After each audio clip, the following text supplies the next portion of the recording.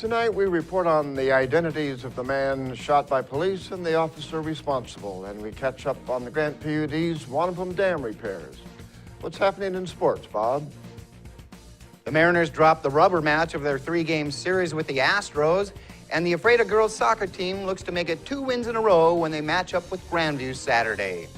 Here's a glance at our Weather Center forecast. Good to be with you, everybody. Dry, cool, and breezy overnight tonight with mostly clear skies. Warming trend is in the forecast. All the details in just a few moments. I'm Alan Troop, and we have all this and much more on iFIBER 1 News. From the iFIBER 1 HD studio here in the heart of the Columbia Basin, this is iFIBER 1 News.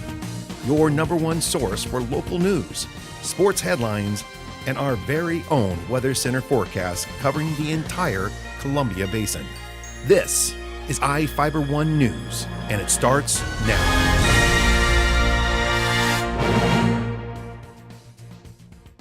The suspect shot Friday by a Moses Lake police officer has been identified as 36-year-old Moses Lake resident Roberto Escamilla Mendoza.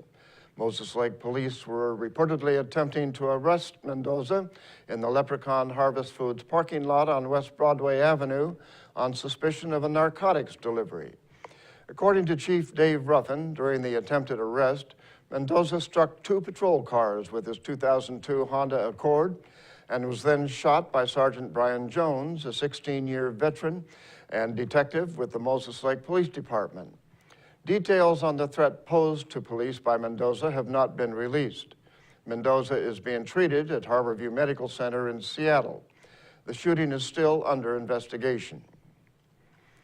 The Moses Lake School District formed a committee to help secure voter approval to sell bonds to expand school facilities. Reporter Joe Utter has the story. The Moses Lake School District is looking to build a second high school and new elementary school with a construction bond on the February ballot. High school principal Josh Meek and other community members met with the school board this week to discuss details. The timing is right to be having this conversation. Obviously, we've been facing issues of overcrowding for several years, and it's exciting to see the community kind of come together and start to talk about this, because anyone who's had any student attend Moses Lake High School knows of some of the overcrowding and has felt it, and so it's exciting now to hear people start to really talk about it and process it. So. While portables have provided more classrooms, Meek said the real problem is in the common areas. Because while you can be creative with classroom space, you really can't add or create new spaces for lunch and things like that very easily. A 30-member committee will need to make a bond recommendation to the board in November. I'm Joe Utter for iFIBER 1 News. An Ephrata resident is hoping to bring his chickens to Moses Lake.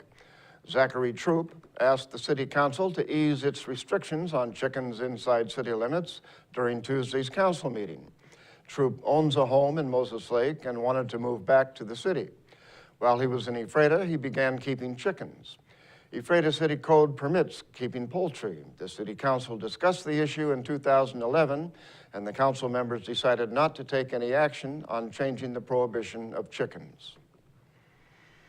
Several Grant County taxing districts are losing more than $7 million in tax revenue this year.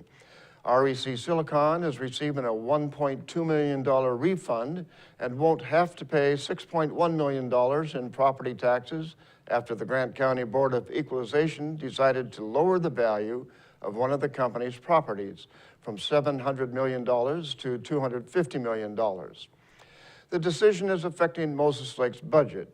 The city is not receiving roughly $1.3 million this year, and the city council and staff are contemplating shutting down several city services to cover the shortfall.